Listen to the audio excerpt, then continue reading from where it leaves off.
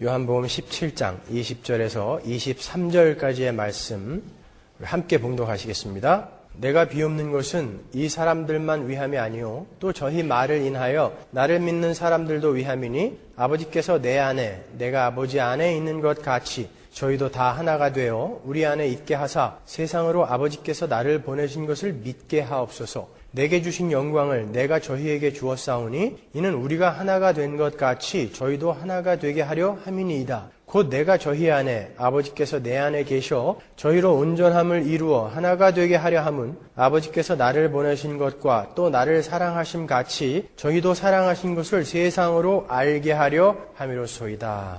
아멘. 오늘은 교회론 12번째입니다. 온전함을 향하여 온전케 되어지는 교회라는 제목으로 오늘은 우리 말씀을 나눠보도록 하겠습니다.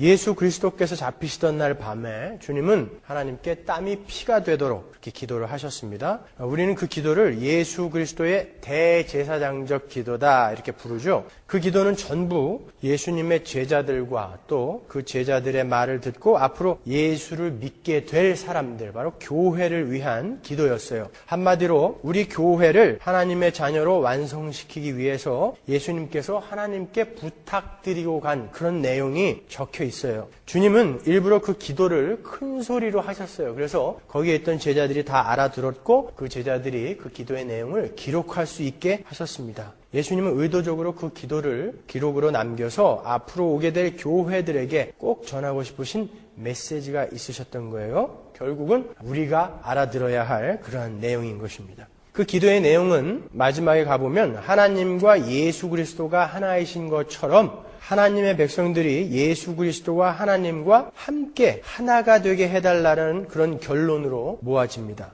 하나님께서 주신 하나님의 백성들을 예수 그리스도께서 십자가의 대속 사역으로 완전하게 건져내셨으니까 이제 그들을 이 땅에서 지키고 보호하셔서 그들이 이 시간 속에서 자기들의 신분에 맞는 사람으로 변해갈 수 있도록 도와주세요, 아버지. 이렇게 기도하고 가신 거예요. 23절에 보시면요. 하나님의 교회가 온전함을 이루어 하나가 되게 하옵소서라고 간절히 기도하고 계시죠. 거기서 쓰인 온전함이라는 그 단어, 텔레이오라는 단어는 perfect라는 단어예요. 그들이 perfect하게 되게 해 주시옵소서 이런 뜻이에요. 그러니까 우리는 그 perfect, 텔레이오 그쪽으로 가는 자들이죠. 그래서 그 전지전능하신 하나님께서 우리를 창세전에 부르시고 자녀를 삼으시고서도 바로 천국에 넣지 않으시고 이 땅에 우리에게 이렇게 인생을 허락하시고 신앙생활이라는 것을 우리에게 요구하시는 거예요. 왜 우리에게 신앙생활이 요구된다고요? 왜 여러분이 이렇게 교회를 다녀야 되고 이렇게 지긋지긋한 인생을 살아내셔야 됩니까? 온전함, 텔레이오, 퍼펙트로 가시는 과정이란 말이에요. 하나님은 우리의 인생 내내 우리에게 요구하세요. Become what you are. Become what you are. 네가 누구인지를 알고 그 신분에 맞는 사람으로 되어져 가라. 그게 우리 신앙생활 전체에서 요구되어지는 하나님의 요구인 거예요. 그게 무슨 말인가? 고린도전서 5장 7절로 가보세요. 너희는 누룩 없는 자인데 새 덩어리가 되기 위하여 묵은 누룩을 내어버리라. 우리의 유월절 양 곧 그리스도께서 희생이 되셨느니라. 이상한 말이죠. 너희는 이미 누룩 없는 자가 되어 있다. 그러니까 누룩 없는 자가 되어라. 누룩을 버려라. 이렇게 이야기하신다고요. Get rid of the old yeast that you may be a new batch without yeast. 어떻게 해요? As you really are. 진짜 그 진짜 너가 되기 위해서 네가 지금 갖고 있는 그 묵은 누룩들을, 그 죄를 빨리빨리 하나씩 버려라 이런 뜻이에요. 진짜 너. 지금 그렇게 맥없이 죄에 무너지는 그런 옛 습관에 젖어 있는 그러한 너 말고 진짜 너. 예수님이 바꿔놓은 진짜 너. As you really. 진짜 너가 되기 위해서 자꾸 네 누룩들을 버려라 그러는 거예요. Become what you are. already not yet을 이해하지 못하면은 전혀 이해할 수 없는 거죠. 그 진짜 나를 향해 가면서 이 땅에서 우리가 젖어 있던 그 죄의 찌꺼기들을 하나하나 버려가는 것이 하나님께서 우리에게 허락하신 신앙 생활인 거예요. 하나님께서는 하나님의 백성들을 그렇게 온전하게 만들어 가시기 위해서, 퍼펙트하게 만들어 가시기 위해서 여러 가지 상황과 여건들을 허락하시면서 열심히 끌고 가고 계세요. 에베소서 4장 7절로 가보겠습니다. 우리 각 사람에게 그리스도의 선물의 분량대로 은혜를 주셨나니 그러므로 이르기를 그가 위로 올라가실 때에 사로잡힌 자를 사로잡고 사람들에게 선물을 주셨다 하였도다. 올라가셨다 하였은즉 땅 아랫곳으로 내리셨던 것이 아니면 무엇이냐? 내리셨던 그가 곧 모든 하늘 위에 오르신 자니 이는 만물을 충만케 하려 하심이니라. 그가 혹은 사도로 혹은 선지자로 혹은 복음 전하는 자로 혹은 목사와 교사로 주셨으니 이는 성도를 온전케 하며 봉사의 일을 하게 하며 그리스도의 몸을 세우려 하심이라. 우리가 다 하나님의 아들을 믿는 것과 아는 일에 하나가 되어 온전한 사람을 이루어 그리스도의 장성한 분량이 충만한 데까지 이르리니. 하나님께서 사람들에게 주신 은사나 탤런트를 쭉 열거하면서 이 모든 것들이 퍼펙트, 그 온전한 곳을 향해서 가게 하기 위해서 온전하게 만들기 위해 주어진 것이다 라고 그렇게 이야기하고 있어요. 사도 바울이 교회는 온전함이라는 목적지를 향해 가기 위해서 온전하게 되어가기 위한 것이 교회가 이 땅에, 하나님의 백성들이 이 땅에 존재하는 이유다 이렇게 이야기하시는 거예요. 여러 가지 직분들, 여러 가지 은사들, 탤런트들, 사람에게 주어진 그런 하나님으로부터 주어진 모든 은사들을 나열해 놓고 이게 바로 너희들이 온전함, 그 퍼펙트로 향해 가기 위해서 온전케 되어지기 위해 주어진 것들이다 라고 이야기를 하고 있는 거예요. 거기 12절에 나오는 성도를 온전케 하며에서의 그 온전케 하다라는 말은 카타르티스모스라는 뜻이에요. 퍼펙트하고는 다른 단어예요. equip이라는 뜻이에요. equip. 그러니까 운동선수들, 야구선수들이나 축구선수들 이런 선수들을 선수답게 만들기 위해서 훈련시키고 무장시킬 때 쓰는 단어예요. 그러니까 오합지졸들을 훌륭한 프로 선수로 키워내는 과정, 그 과정을 가리킬 때 쓰는 말이라고요. 같은 단어가 갈라디아서 6장 1절에 나오죠. 형제들아, 사람이 만일 무슨 범죄한 일이 드러나거든 신령한 너희는 온유한 심령으로 그러한 자를 바로 잡고, 이게 바로 equip, 카타르티스모스예요. 형제가 죄를 짓거든 가르치고 훈계해서 그리고 훈련해서 그를 온전하게 만들어라 이런 뜻이거든요. 그러나 13절에 쓰인 그 온전함이라는 단어는 우리가 아까 살펴본 perfect라는 단어란 말이에요. 텔레오스, perfect. 그러니까 하나님의 백성들이 이 땅에 존재하는 이유는 그 perfect, 텔레오스, 그 온전함을 향해서 카타르티스모스, 온전케 되어져 가고 있는 과정을 밟고 있는 거예요. 이 목표지만 정확히 정하고 있다면 여러 가지 해결될 것들이 참 많다고요. 우리가 이해하지 못하는 그런 인생의 많은 문제들, 이런 것들이 요 한 가지 목표 지점만 제대로 잡고 있으면 이해가 가게 된다는 말이에요. 그 거룩을 향해 가는 길에 허락되어진 공동체가 바로 교회 공동체예요. 그래서 바울이 에베소서에서 교회의 직분들을 쭉 나열해 놓고서 그것이 다 성도들의 온전함을 위해서 하나님께서 주신 것이다 라고 이야기를 하는 것입니다, 여러분. 그러니까 그런 직분이라는 것은 자기가 그 직분을 가졌다고 해가지고 야, 나는 이 정도 되는데 왜 너는 여태 그 정도야 라고 자랑하고 그런 것이 아니라, 그 직분이라는 것은 그 직분을 통해서 다른 이들이 온전케 되어지는데 쓰여져야 되는 것, 그것이 직분이에요. 그러니까 교회도 알곡들끼리 모여서 지상의 천국을 만들어내는 것이 아니라 때로는 삐지고 싸우고 다투고 또 끌어안고 때로는 또 끌어안는 듯 하다가 내동댕이 치고 이렇게 우여곡절을 겪으면서 그런 것들을 통해서 온전하게 지어져 가는 거예요. 그게 교회인 것입니다, 여러분.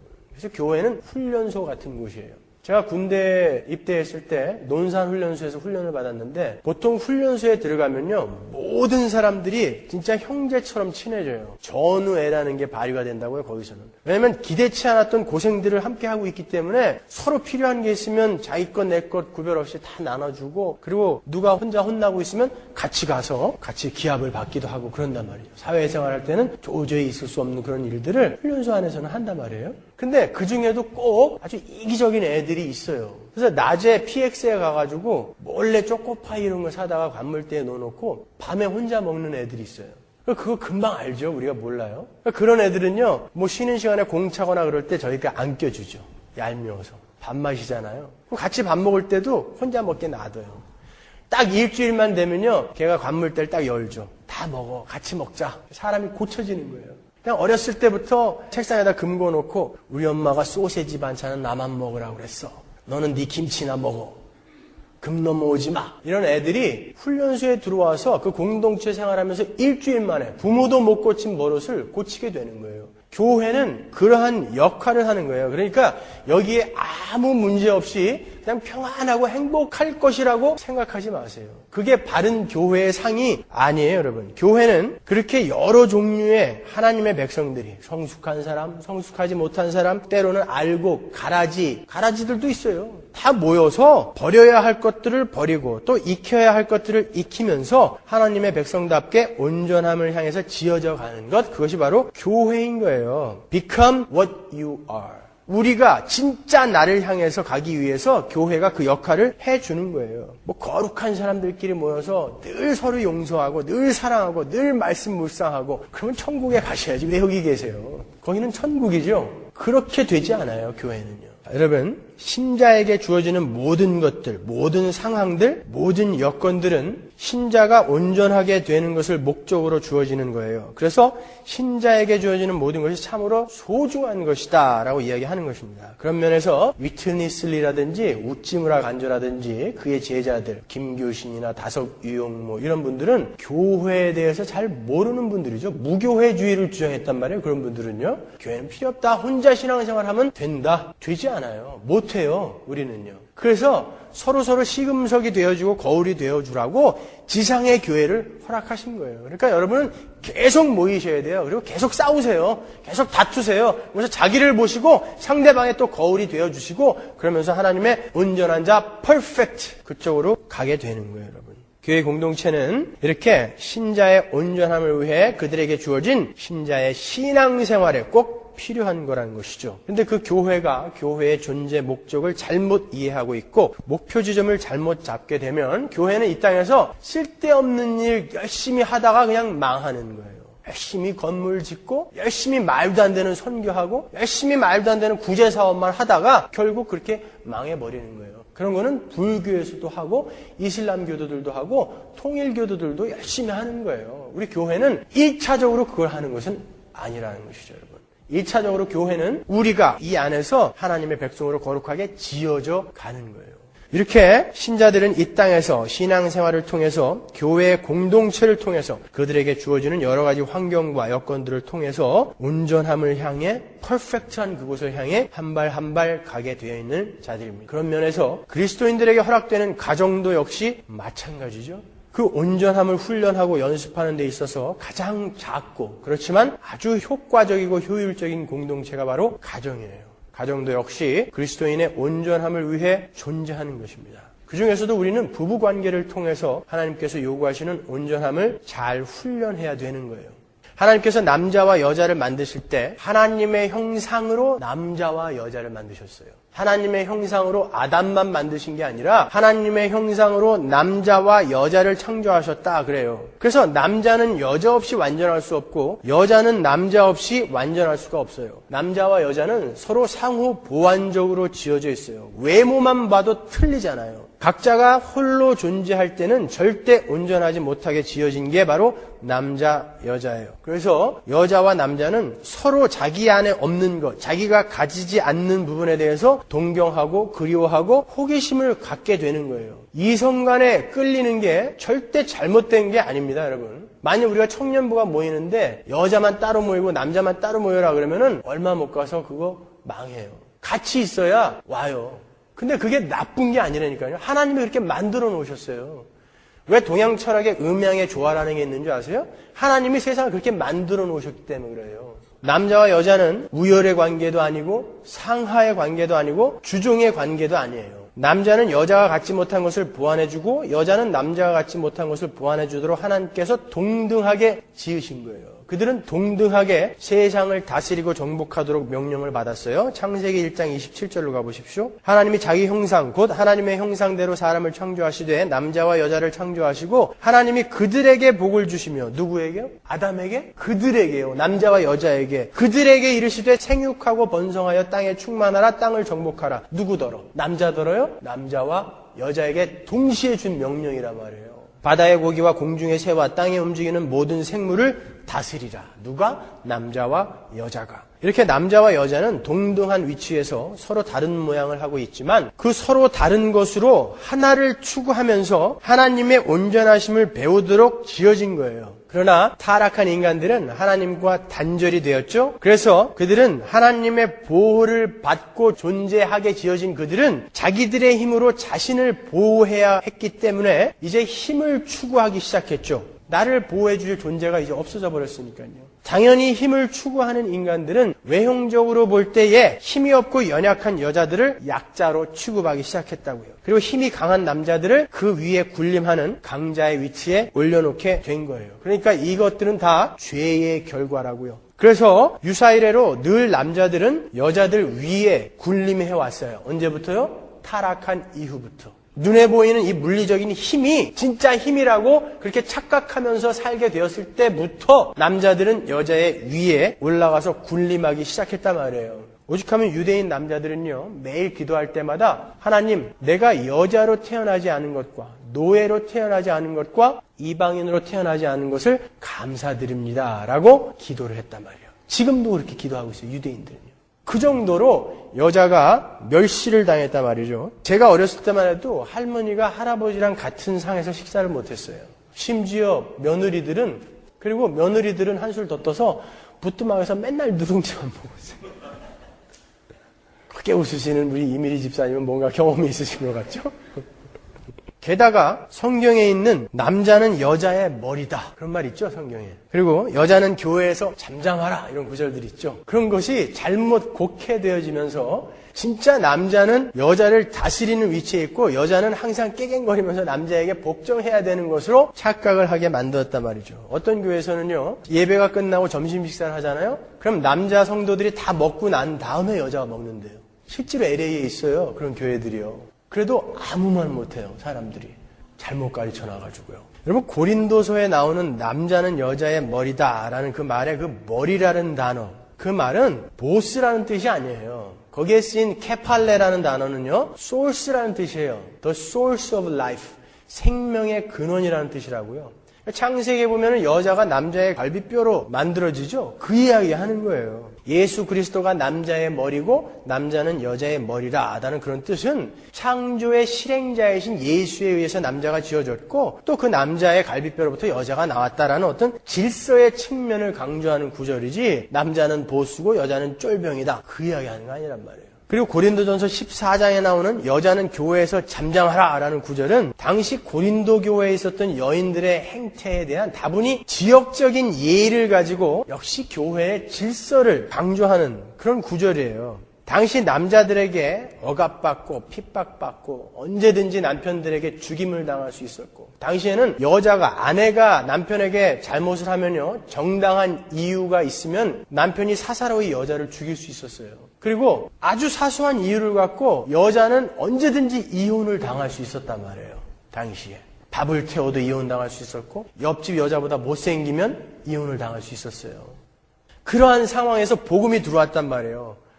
복음이 들어오면서 야 남자와 여자는 그리스도 안에서 하나야 막 이렇게 이야기하니까 여자들이 기고만장해졌단 말이에요. 그래서 교회 안에서 여자들이 마땅히 여자로서 지켜야 할 것들조차도 지키지 않고 목소리가 커지고 하면서 예배에 방해가 됐단 말이에요. 고린도전서 11장에 보면요. 여자들이 교회에서 쇼를 쓰고 기도를 해야 됐는데 여자들이 그 자유를 지나치게 남용해서 머리를 산발을 하고 기도를 했다라는 그런 내용이 나오죠. 당시에는요. 고관들의 정부들이나 또 아프로디테 신전에서 일하는 창녀들 그리고 노예들을 제외한 모든 여자들이 평소에도 쇼를 쓰고 다녀야 했던 시대예요. 그런데 예배를 드리러 오는 여자들이 창녀처럼 머리를 산발을 하고 그냥 막 왔단 말이에요. 기고만장을 해가지고. 그러니까 그건 아니다라는 거예요. 그리고 14장에 나오는 대로 여자들이 교회 안에서 지나치게 말이 많고 오히려 교만해져서 예배에 많이 방해가 됐어요. 고린도전서 14장 35절에 쓰인 너희 여자들이 교회에서 말하는 것을 허락함이 없다. 이 말은 여자들은 예배 시간에 혹은 교회에서 입 꼭 다물고 아무 말도 하지 말라는 그런 뜻이 아니에요. 그러면 여기 있는 여자들은 지금 다 잘못 살고 있는 거죠. 잘못 신앙생활 하고 있는 거죠. 교회 와서 말하면 안 되잖아요. 우린 말하잖아요. 그 말이 아니란 말이에요. 그 말은 여자들이 예배 시간에 제잘제잘 떠드는 것에 대한 경고예요. 그때도 참 말이 많았나 봐요, 여자들이. 거기에서 말하다라고 쓰인 그 단어 랄레오라는 말은 제잘제잘 떠들다라는 말이에요. 헬라어에는 의성어들이 많죠. 랄레오 제잘제잘 떠드는 거. 하도 떠들어가지고 예배에 방해가 됐단 말이에요.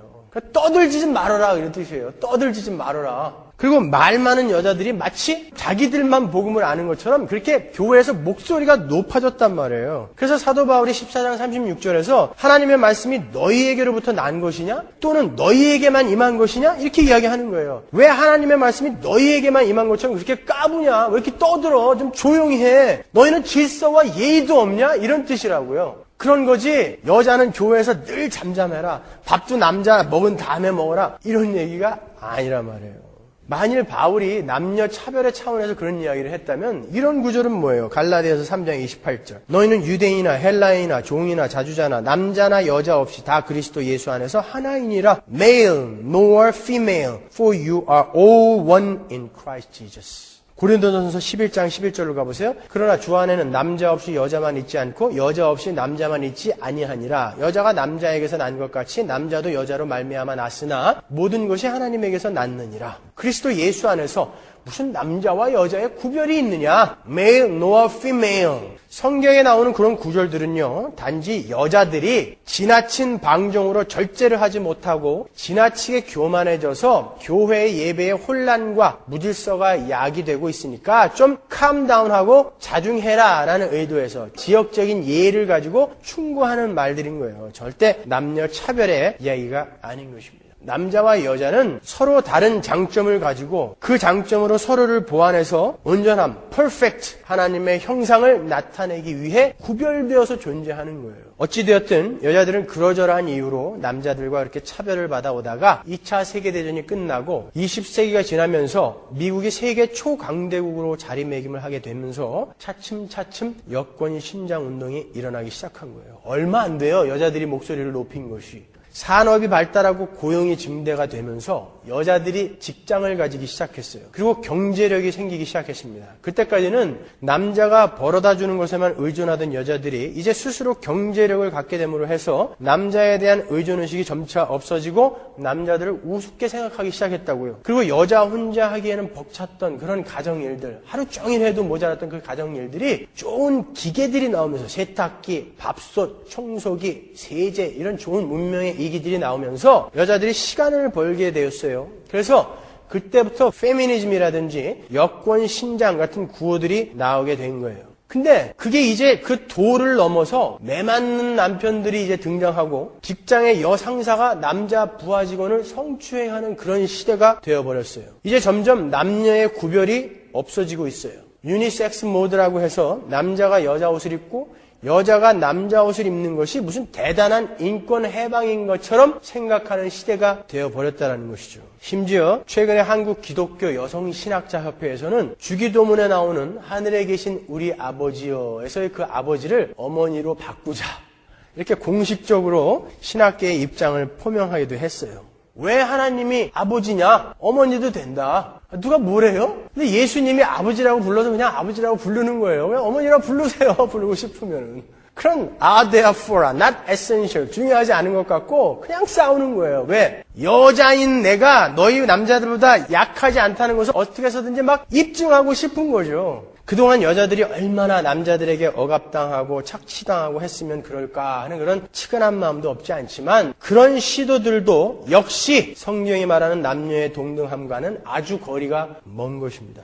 거듭 말씀을 드리지만 남자와 여자가 이 땅에 구별되어 존재하는 유일한 목적은 서로 다른 자들이 각자의 장점을 가지고 상대방의 부족한 것들을 채워줌으로써 둘이 하나가 되어 온전함을 이루도록 하나님의 형상을 나타내도록 그렇게 구별되어 지어진 거예요. 상대방의 유익을 위해 내가 가진 최고의 것들을 이용해서 내가 죽고 상대방이 온전해지게 되는 하늘나라의 삶의 원리. 그게 우리가 궁극적으로 이루어내야 할 거룩 아닙니까? 그 원리를 훈련하고 연습하게 하시기 위해서 남자와 여자가 구별되어 존재하는 거예요.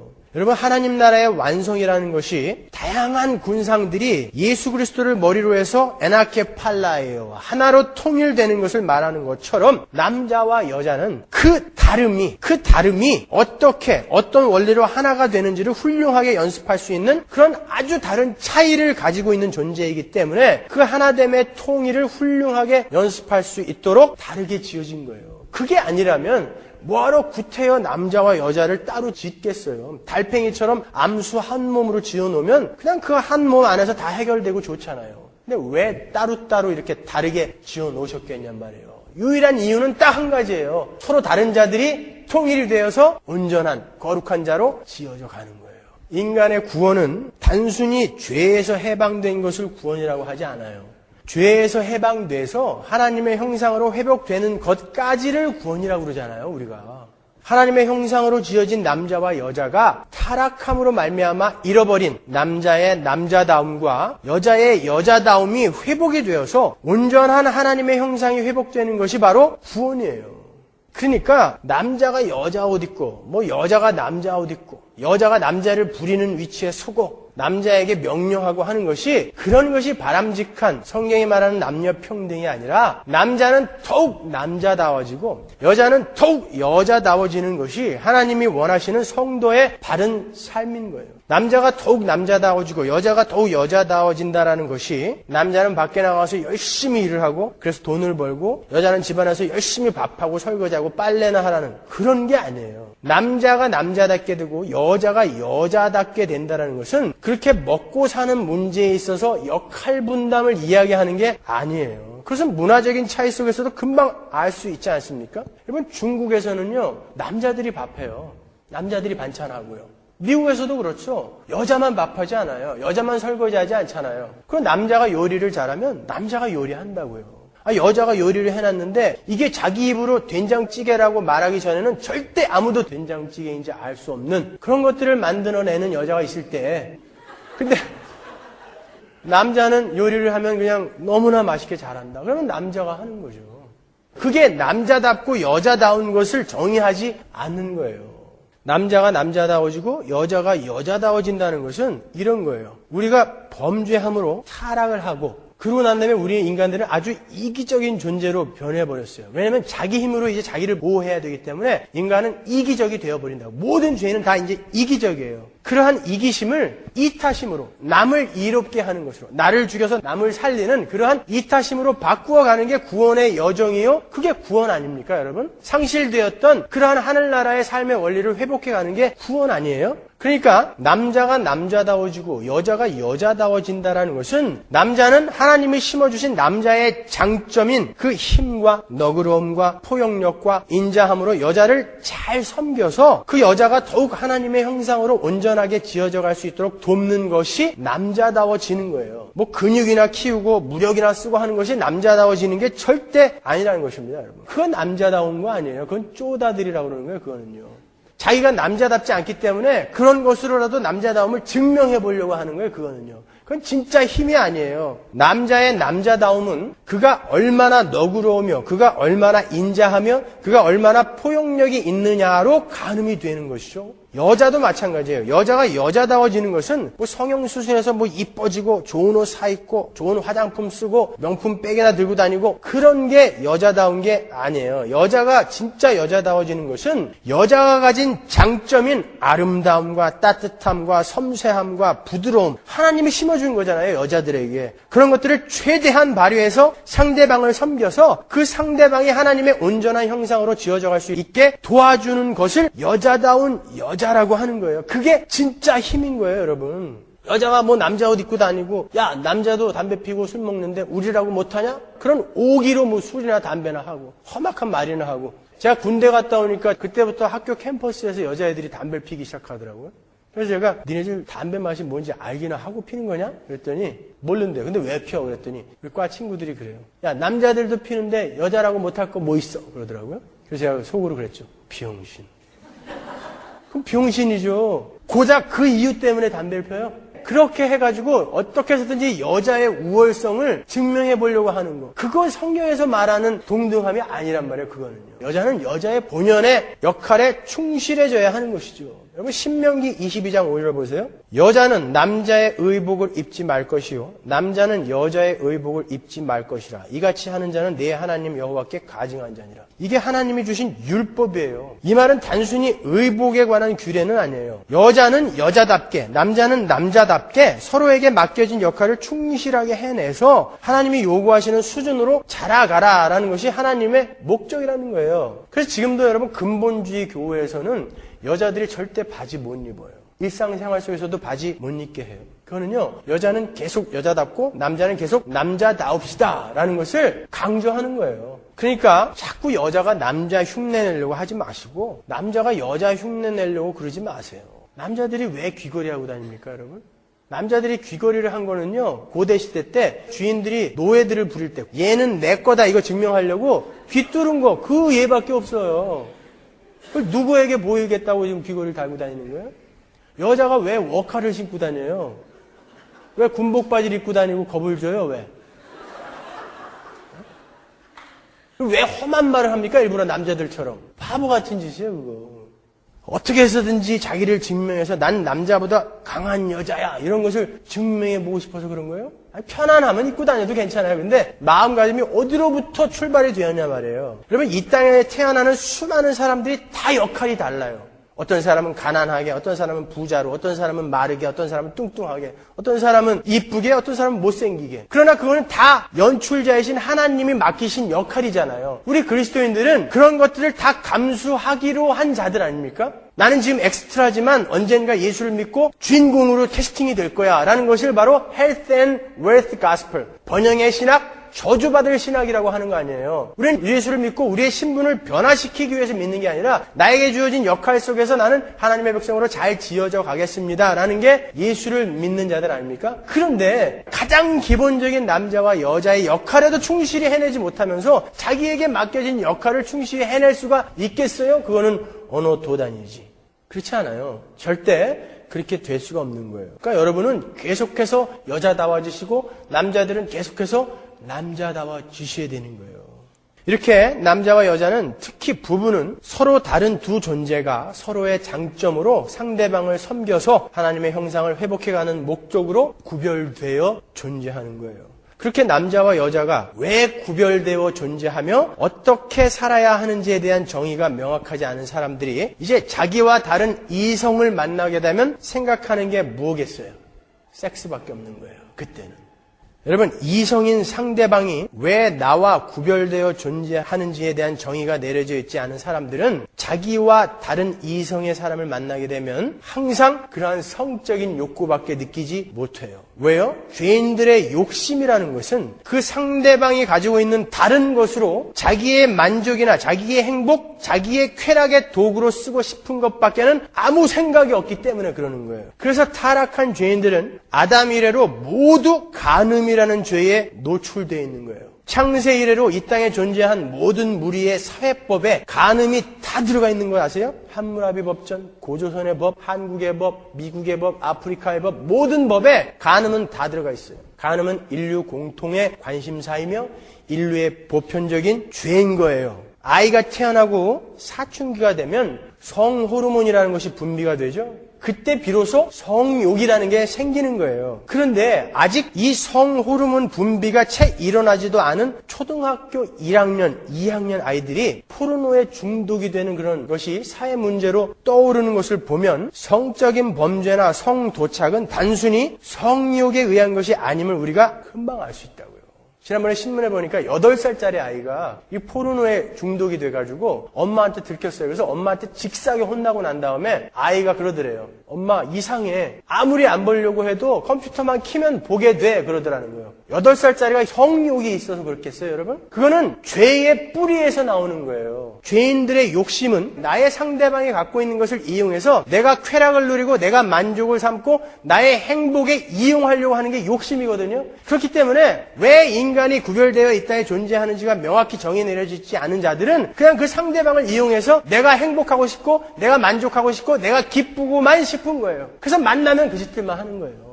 그래서 돌로 쳐 죽일 수 있는 범죄에다가 간음을 집어넣은 거예요. 그 뭐 이렇게 큰 잘못이에요. 남자 여자가 만나가지고 서로 기쁘지 않은데 근데 왜 돌로 쳐 죽여라 그런 줄 아세요? 그게 죄의 뿌리에서 나온 거기 때문에 그런 거예요. 남녀 간의 성적인 결합은 하나님께서 부부에게만 허락하신 아름다운 선물입니다. 남자와 여자가 서로 자기가 가진 다른 것으로 상대방을 섬기며 둘이 하나가 되어가는 그리스도인들의 삶을 몸으로 느낄 수 있는 하나님의 귀한 선물인 거예요. 그래서 부부간의 육체적인 결합은 부부 사이의 친밀감을 더해주고 깊은 하나됨을 경험하게 해주는 거예요. 그것은 생육하고 번성하는 데에만 필요한 거예요. 여러분, 성관계라는 것은 성경에서도 명시하듯이 사회법상으로 공인된 부부 사이에서만 용인이 되는 거예요. 약혼을 했어요. 다음 달에 결혼해요. 그래도 안 돼요? 안 되는 거예요. 여러분, 간음이라는 것은 혼인한 부부 사이가 아닌 모든 성관계를 간음이라 할 뿐만이 아니라 하나님께서 부부에게만 허락하신 성을 상품화시켜서 그것을 장사에 써먹고 그것으로 돈을 벌고 하는 그런 모든 것들을 다 간음이라고 해요. 왜 차를 파는데 레이싱 걸들이 수영복 입고 거기 서 있어야 돼요? 그런 것들이 전부 이 죄에서 나온 거란 말이에요. 그게 다 간음이에요. 전부 다. 여러분, 힘을 추구하는 타락한 남자들이 자기 힘을 과시하기 위해서 많은 섹스를 갖고 싶어 한다는 것을 여러분 아세요? 죄인들이 궁극적으로 많은 섹스를 갖기 위해 힘을, 돈을, 명예를 추구한다는 것을 아십니까? 타락한 여자들이 자신의 아름다움을 이용해서 남자가 가진 힘을 자기의 소유로 만들려고 한다는 것을 아세요? 그게 모두 이기적이며 교만한 죄의 뿌리에서 나온 거예요. 단순히 성욕에서 나온 게 아니란 말이에요. 그러나 이제 예수 그리스도로 말미암아 거듭난 자들은 자신들의 존재의 의미를 발견한 자들이죠. 왜 남자와 여자가 존재하는지, 왜 교회가 존재하는지, 왜 나에게 이해 못할 상황들이 일어나는지 알게 된 자들 아닙니까? 그래서 그 모든 것들을 자신의 거룩함과 온전함을 위해서 선용한단 말이에요. 나의 거룩함, 온전함, 잃어버린 하나님의 형상을 회복하게 하기 위해서 준 것이다라는 것을 알게 된 자들이란 말이에요. 그러니까 그리스도인 남녀가 만나서 연인이 되고 연애를 하면서 서로의 차이를 인정하고 서로를 섬기며 하나님께서 원하시는 온전한 수준으로 자라가려는 노력을 하지 않고 만나기만 하면 그저 성적인 육체적인 것만을 탐욕하고 자기가 원하는 것을 상대방이 안 해줬다고 늘 다투고 삐지고 헤어지고 하는 것을 세상적인 삶이다라고 이야기하는 거예요. 그건 그리스도인의 삶의 모습이 아닌 것입니다, 여러분. 그것은 하나님을 모욕하는 행위예요. 생각해보세요. 사랑하는 사람이 선물을 줬어요. 그 선물을 준 사람을 최대한으로 모욕하는 방법이 뭐예요? 그 사람이 준 선물을 발기발기 찢어버리는 거예요. 드라마 같은 데 나오잖아요. 여자가 어떤 남자와 헤어지기를 결심할 때 제일 먼저 하는 게 뭐예요? 그 사람이 준 선물을 발기발기 찢어버리는 거예요. 땅에다 팽개치고 막 밟는 거죠. 그런 거라는 거예요. 하나님께서 부부에게만 주신 귀한 선물을 엉뚱하게 오용하는 것은 하나님을 아주 효과적으로 모욕하는 거죠. 살인이 하나님의 형상으로 지어진 인간을 죽임으로써 하나님 자신을 모욕하는 거라면 간음은 하나님의 선물을 모독하는 거예요. 그래서 그 두 가지 죄는 돌로 쳐서 죽여버리는 것입니다. 혼인 외의 성관계는 하나님에 대한 모욕일 뿐만 아니라 상대방에 대한 가혹한 폭력이기도 한 거예요. 그 상대방을 이용해서 나의 쾌락을 구하는 이기심의 발로이기 때문이죠. 상대방이 나중에 어떻게 되든지 말든지 간에 자기는 아무 상관없이 지금 나의 욕구만 채우면 된다는 거예요. 그것은 그 상대방이 나중에 혼인을 한 후에 남편으로, 아내로 순결하고 성실하게 쌓아가야 할 온전함의 길에다가 지뢰를 설치하는 것과 같은 것입니다. 여러분, 절대 혼인 외의 성관계는 일어나서는 안 되는 거예요. 이곳에 많은 젊은이들이 있습니다. 연인 사이인 친구들도 많이 있는 것으로 제가 알고 있어요. 여러분이 상대방에게 무엇을 기대하고 있고 무엇을 요구하고 있으며 어떻게 함께 온전함을 향해 가고 있는지 고민해 보세요. 그저 만나면 상대방을 이용해서 내가 어떻게 편해질까? 어떻게 하면 상대방을 이용해서 내가 기뻐질까? 왜 나를 행복하게 만들어주지 않는 거야? 뭐 이런 것만 생각하고 계시지 않아요, 혹시? 혹시 상대방이 나중에 딴 사람과 결혼해서도 나를 가슴에 꼭 품어줬으면 이런 이기적인 생각으로 상대방에게 자기를 심어 놓으려는 노력을 하고 있지는 않습니까? 그것을 폭력이다 그러는 거예요. 그걸 모욕이다 그러는 거예요. 그건 멈추십시오, 여러분. 그리고 자꾸 하나님을 알아가셔야 됩니다. 그 욕정의 사마리아 여인이 어떻게 그걸 해결했습니까? 예수를 만나니까 이제 해결됐어요 라고 가지 않습니까? 결혼을 5번, 6번 해도 채워지지 않는 그 공허감이 예수를 아니까 메꿔지지 않습니까, 여러분? 우리 마음속에 예수 그리스도가 채워지는 만큼 우리는 이겨낼 수 있는 거예요. 여러분은 서로를 통해서 하나님을 알아가고 신자의 삶이 무엇인지를 배우며 하나님의 거룩한 백성으로 지어져 가야 하는 것입니다. 상대방을 통해서 나의 만족을 채우려는 시도는 혹 여러분이 결혼을 한다고 해도 여러분의 신앙생활에 큰 적이 될 것입니다. 그러면 교회는 신자의 거룩을, 온전함을 위해 존재하는 그 교회는 형제 자매들의 그러한 음행이나 죄들을 보게 될 때 어떻게 반응해야 하는가? 갈라디아서 6장 1절에서 읽었죠? 바로 잡아라 그러잖아요. 카타르티스모스. 바로 잡아라. 고린도전서 5장 1절 보세요. 너희 중에 심지어 음행이 있다 함을 들으니 이런 음행은 이방인 중에라도 없는 것이라. 누가 그 아비의 아내를 취하였다 하는도다. 그리하고도 너희가 오히려 교만하여져서 어찌하여 통한이 여기지 아니하고 그 일 행한 자를 너희 중에서 물리치지 아니하였느냐. 내가 실로 몸으로는 떠나 있으나 영으로는 함께 있어서 거기 있는 것 같이 이 일 행한 자를 이미 판단하였노라. 주 예수의 이름으로 너희가 내 영과 함께 모여서 우리 주 예수의 능력으로 이런 자를 사단에게 내어주었으니 이는 육신은 멸하고 영은 주 예수의 날에 구원 얻게 하려 함이라. 너희의 자랑하는 것이 옳지 아니하도다. 적은 누룩이 온 덩어리에 퍼지는 것을 알지 못하느냐. 너희는 누룩 없는 자인데 새 덩어리가 되기 위하여 묵은 누룩을 내어버리라. 우리의 유월절 양 곧 그리스도께서 희생이 되셨느니라. 이러므로 우리가 명절을 지키되 무른 누룩도 말고 괴악하고 악독한 누룩도 말고 오직 순전함과 진실함의 누룩 없는 떡으로 하자. 음행을 하는 고린도 교회 사람들에게 바울이 엄히 경고하는 대목이에요. 나는 음행한 자들을 사단에게 내어주었다 그래요. 그러니 회개하고 구원받아라. 누룩을 버려라. 유대인들이 유월절을 지킬 때 집안에 누룩이 조금이라도 남아있으면 하나님께서 그 집을 멸해버리셨어요. 유월절 어린 양의 피로 구원을 얻은 자들은 그 죄의 습관, 경향, 누룩을 자꾸 버려야 한다는 거예요. 그 누룩, 죄는 없어져야 된다는 거예요. 우리의 유월절은 언제예요? 매일매일이 우리의 유월절이 돼야 되는 거예요.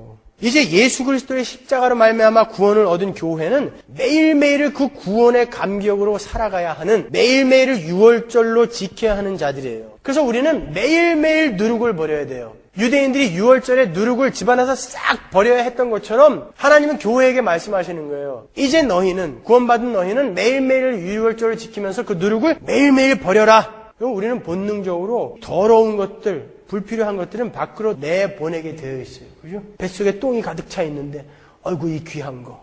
오래오래 간직해야 되겠다. 그런 사람 있어요? 없잖아요.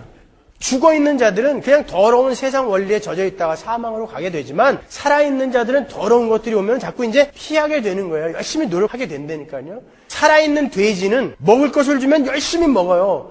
파리가 오면 쳐낸다고요. 죽은 돼지는요, 먹을 걸 아무리 갖다 줘도 그 삶의 원리에 반응하지 못해요. 못 먹어요. 파리가 오면요, 그 죽음의 원리인 파리가 오면은 그냥 맥없이 당한다고요. 그래서 파리가 알을 낳고 구데기가 생기게 되면 삽시간에 없어져 버리는 거예요. 사망으로 가버리게 되는 것. 그게 삶과 죽음의 원리인 거라고요. 근데 여러분, 우리가 여전히 그 더러운 죽음의 원리에 우리의 이 몸뚱아리를 맡길 수는 없는 거 아닙니까? 자꾸 쳐내는 거예요. 자꾸 노력하는 거예요. 그리고 여러분의 속을 비워두지 마세요. 우리는 공허하면 자꾸 무엇인가로 채우려고 노력하게 돼 있어요. 아, 외로워, 공허해. 근데 거기에 예수 그리스도가 채워지지 않고 그대로 비워져 있으면 온통 세상 것들로 채워지게 된다고요. 그러니까 나오는 게 뭐겠어요? 나오는 게. 잠언 4장 23절 보시면 무릇 지킬 만한 것보다 더욱 내 마음을 지키라. 생명의 근원이 이에서 남이니라.